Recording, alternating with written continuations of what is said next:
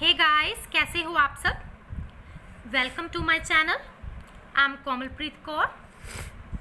Guys, आज की ये जो वीडियो है ये है रिगार्डिंग मैं स्टूडेंट्स का लॉकडाउन के अकॉर्डिंग सिलेबस कंप्लीट करवा रही हूँ। तो ये एमएससी सेकेंड ईयर की है, थर्ड सेमेस्टर की डिफरेंशियल मैनिफोल्ड्स का सब्जेक्ट है ये, सेमेस्टर थर्ड एमएससी सेकंड का। ठीक है जी, तो मैं उसका फर्स्ट चैप्टर शुरू करवा रही हूँ। माय डियर स्टूडेंट्स, इसमें जो डिफरेंशिएबल मैनिफोल्ड की डेफिनेशन है इसको मैं आपको बाद में बताऊंगी। पहले जो बेसिक डेफिनेशंस है उससे शुरू कर लीजिए आप। देखो, कोऑर्डिनेट चार्ट्स। सबसे पहले तो कोऑर्डिनेट चार्ट्स क्या होता है। A coordinate chart defined on a set X is a subset U of X। सबसे पहले तो देखो, कोऑर्डिनेट चार्ट्स है जो उसको कहता हम डिफाइन कर रहे हैं एक सेट X के ऊपर। ये आपका सेट X है, कोऑर्डिनेट चार्ट हम इसके ऊपर डिफाइन कर रहे हैं। कोऑर्डिनेट चार्ट क्या है, इसका सबसेट है, इसका सबसेट है कोऑर्डिनेट चार्ट, जिसका नाम क्या है, U है। That is U is the subset और इक्वल्स टू X। ये चीज हो गई आपकी subset U of X, that is U is the subset of X। ठीक है, together with the bijection, subset है X सेट का बाइजेक्शन के साथ। बाइजेक्शन कैसी, मैपिंग आपकी phi is a mapping from U to phi of U subset of Rn। Phi mapping हो रही है, बाइजेक्शन लग रही है, U से लेके फाई ऑफ U तक जो आगे Rn का सबसेट होगी। ठीक है जी, on to an open set phi of U of Rn। Open set phi of U, ये क्या हो गया, open set phi of U किसका, Rn का। थस कहता है इन दिस वे जो पॉइंट्स होंगे U के X वो n कोऑर्डिनेट्स के साथ आपको डिटरमिन किए जाएंगे, x1 से लेके xn तक। अब देखो, मैं आपको रिकॉल करवाती हूँ। X सेट था, कोऑर्डिनेट चार्ट हम इसके ऊपर डिफाइन कर रहे हैं जो सबसेट है X का, जिसका नाम U है उस सबसेट का। ठीक है ना, पहली चीज़ तो हो गई सबसेट वाली बात। ठीक है माय डियर स्टूडेंट्स, सेकंड बात क्या याद रखनी है आपने डेफिनेशन में, कोऑर्डिनेट चार्ट्स में, कि बाइजेक्शन के साथ किसके ऊपर, ओपन सेट के ऊपर, U से ओपन सेट के ऊपर किसके, ऑफ Rn का। ये तो हो गई एक पॉइंट की बात जिसका नाम हमने रख लिया X। ये हो गई एक पॉइंट की बात, एक पॉइंट के लिए सब कुछ क्लियर हो गया। ठीक है ना, दोनों बातें होगी, सबसेट वाली बात भी होगी, बाइजेक्शन भी होगी। On to an open set phi of U of Rn। अब ये मैं कहूँ कि x1 हमने जो पॉइंट लिया था ना उसके लिए होगी सारी बात। उसके बाद ऐसा ही कोई x2 पॉइंट ले लेंगे, उसके लिए भी ये दोनों चीज़ें हम बता देंगे। उसके बाद x3 लेंगे, उसके लिए भी ये दोनों बातें हो जाएंगी, एंड सो ऑन आपका xn के लिए ये हो जाएगा। और ये सारा आपका क्या हो गया, डिटरमिन्ड बाय n कोऑर्डिनेट्स के साथ आपका सारा बता दिया जाएगा, जिसके लिए फाई ऑफ x किसके हो गए आपके पास, n कोऑर्डिनेट्स x1 से लेके xn तक हो गए आपके पास। ठीक है जी, उसके बाद कहता है कि now we shall consider the situation where x is covered by such types of charts and satisfy some consistency conditions. कहता कि x ऐसे ही कुछ चार्ट्स के साथ हम कवर कर लेंगे जो कुछ कंडीशंस को सेटिस्फाई करेगा। तो ये तो था आपका कोऑर्डिनेट चार्ट्स। दो चीज़ें हो गई माय डियर स्टूडेंट्स, कौन कौन सी हो गई, सबसेट वाली बात हो गई number 1, and number 2 is the bijection वाली बात हो गई आपके पास ओपन सेट के ऊपर। ये था कोऑर्डिनेट चार्ट्स, क्लियर। अब नेक्स्ट देखो, सेकंड डेफिनेशन क्या है आज के इस लेक्चर में।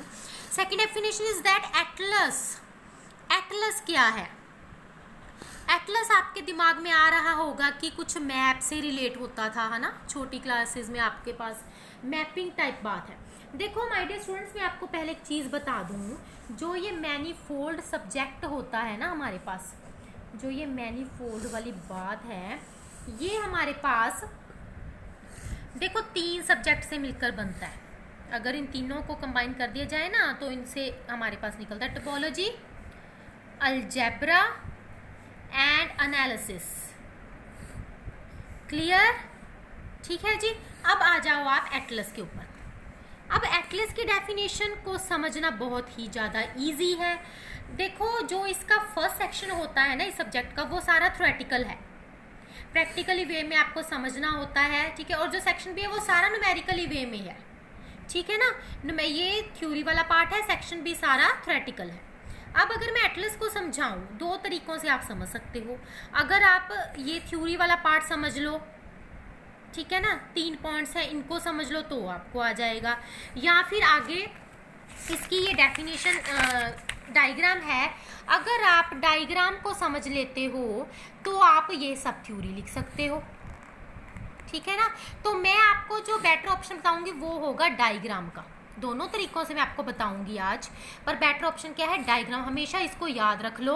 एटलस खुद ब खुद आप ये सब चीज़ें खुद लिख लोगे, क्योंकि आपको पहली बार सब्जेक्ट थोड़ा इसके सिंबल्स इस तरह के होते हैं, कुछ स्टूडेंट्स को ऐसा लगता है कि हम कैसे लिख पाएंगे इसको, ठीक है ना। तो थ्योरी में ऐसे ऐसे पढ़ोगे तो कुछ आपको ज़्यादा नहीं होगा, वो आपके ऊपर डिपेंड करता है कि आप किस तरीके से कर सकते हो। देखो एटलस क्या है? An n-dimensional atlas on a non-empty set X is a collection of coordinate charts। अब जब भी हम coordinate charts लिखा करेंगे तो हमारे पास क्या आएगा? u अल्फ़ा ज़ाई अल्फ़ा, ठीक है जी। जब भी आप एटलस लिखा करोगे, कोऑर्डिनेट चार्ट्स लिखा करोगे, सॉरी, किस तरीके लिखा करोगे कि जैसा u है वैसी ही उसकी मैपिंग है। यानी कि अगर u अल्फ़ा है तो ज़ाई के साथ भी अल्फ़ा लगेगा। लिखेंगे ऐसे ही, इस तरीके से, u alpha xi alpha, v beta phi beta, इस तरीके से लिखा करेंगे। तो देखो अब एटलस में आपको, अब हम कर रहे हैं एटलस। डायग्राम क्या है साथ के साथ आप बुक में भी देखिएगा। देखो ये है u अल्फ़ा, ये क्या है नीचे? u beta. ये हो गया इनका इंटरसेक्शन वाला पार्ट। ये क्या हो गया? u alpha intersection u beta. उसके बाद इधर क्या है? इन दोनों को ब्रेक कर दिया एक हिसाब से ना, अलग अलग कर दिया। तो ये ऊपर वाला पार्ट कौन सा होगा? जो इंटरसेक्शन के पार्ट थे ना वो अलग अलग कर दिए, उनके दोनों हिस्से। ये क्या था? u अल्फ़ा की इमेज क्या थी? ज़ाई अल्फ़ा थी। ज़ाई अल्फ़ा इधर इस पे इमेज लग रही है। ये क्या हो गया? इसका इनवर्स वाला पार्ट हो गया जी इसका। अब ये u बीटा, तो इसकी इमेज क्या लगेगी? ज़ाई बीटा लगेगी, ठीक है ना। अब अगर ये u है, इस पे इमेज ज़ाई लग रही है, तो इसकी इंटरसेक्शन को हमने, ये इंटरसेक्शन थी ना, उसको ही अलग लिखा है, तो ये किसकी इंटरसेक्शन होगी? अल्फ़ा की इंटरसेक्शन होगी। पूरी वाली ये जो इंटरसेक्शन थी इसके ऊपर हमने ज़ाई अल्फ़ा लगाया है, समझे बात को।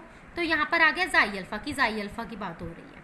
साथ में u अल्फ़ा इंटरसेक्शन बीटा क्यों लिखा कि ज़ाई अल्फ़ा किस पे लग रहा है?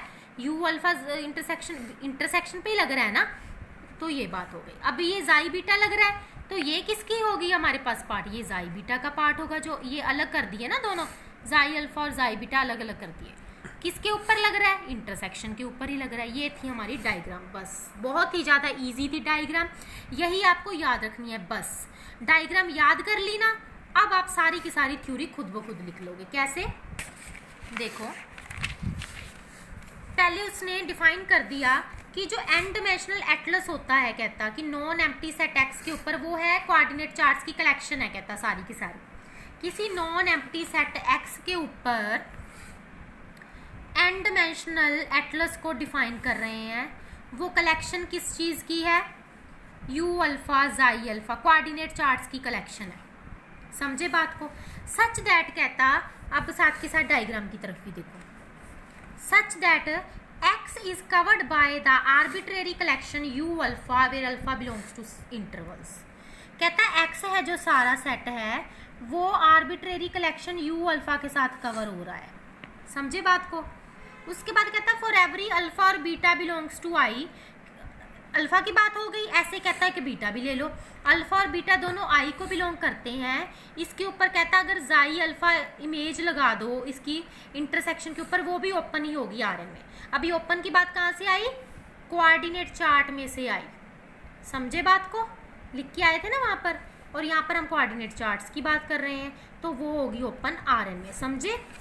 अल्फ़ा को भी डिफाइन कर दिया, बीटा को, अल्फ़ा को भी कर दिया और बीटा को भी डिफाइन कर दिया। 2 पॉइंट्स हो गए। अब थर्ड पॉइंट कहता जाई बीटा जाई अल्फ़ा का इन्वर्स। ये कहाँ से लिया? ये देखो डायग्राम में से, ये जाई बीटा ये हो गया, जाई अल्फ़ा ये हो गया। मैपिंग किस पे लग रही है? जाई अल्फ़ा और उसकी इंटरसेक्शन पे लग रही है। जा किस पे रही है? वो बीटा पे। कहता इज अ सी इन्फिनिटी है विद उसके सी इन्फिनिटी इनवर्स के साथ। सारी डायग्राम क्लियर? अगर डायग्राम याद कर ली, लिख ली है ना, तीनों पॉइंट ऑटोमेटिकली लिखे जाएंगे अब इजीली। अब हम इसमें सिर्फ मैपिंग बताएंगे, वो भी डायग्राम से देखकर ही लिखी जाएगी इजीली। कहता है ये जो इनवर्स है जाई अल्फ़ा का इनवर्स किससे लेके कहाँ तक जा रहा है? जाई अल्फ़ा इसकी इंटरसेक्शन से लेके सिंपल इंटरसेक्शन तक जा रहा है, वही चीज़ लिखी है। ऐसे ही जो जाई बीटा है वो यू बीटा से लेकर कहाँ तक जा रहा है? जाई बीटा इसकी जाई बीटा ऑफ यू बीटा तक जा रहा है। कहता क्योंकि अकेले जाई बीटा की बात कर रहे हैं ना हम, जाई बीटा यू बीटा से लेकर उसकी जाई बीटा यू बीटा की इमेज तक जा रहा है। अब जाई बीटा और जाई अल्फ़ा इनवर्स की मैपिंग कहाँ से लेकर कहाँ तक है? टोटल ओवरऑल अगर इन दोनों को कंबाइन कर दे, वो भी जाई ऑफ यू अल्फ़ा इंटरसेक्शन से लेके xi beta U alpha intersection U beta तक। Clear my dear students? ये थी हमारी दोनों डेफिनेशंस कोऑर्डिनेट चार्ट्स और एटलस की। अब थर्ड डेफिनेशन है C infinity function. C infinity function में एक बात याद रखनी है बस कि if it has derivatives of all orders, अगर इसके पास किस चीज़ के एफ ले लिया हमने फंक्शन 1 से लेके n तक कोऑर्डिनेट्स तक जो आर एन को बिलोंग करता है, कहता है वो सी इन्फिनिटी फंक्शन होएगा। ये फंक्शन जो हम आर एन को बिलोंग करा रहे हैं वो सी इन्फिनिटी फंक्शन होगा अगर उसके पास सारे ऑर्डर्स के डेरिवेटिव्स हों। समझे? अगर उसके पास सारे ऑर्डर्स के डेरिवेटिव्स हों। ठीक है जी। अब ऐसे केस में हम एफ को क्या कहेंगे? स्मूथ फंक्शन कहेंगे। ठीक है जी। अब हमारे पास जो नेक्स्ट है वो है हमारी एग्जाम्पल्स, वो हम अपनी नेक्स्ट वीडियो में अपलोड करेंगे। आज की वीडियो में आप सिर्फ बेसिक सीखिएगा माय डियर स्टूडेंट्स। ओके जी, तो मैं मिलती हूँ आपको अगली वीडियो में। Bye bye.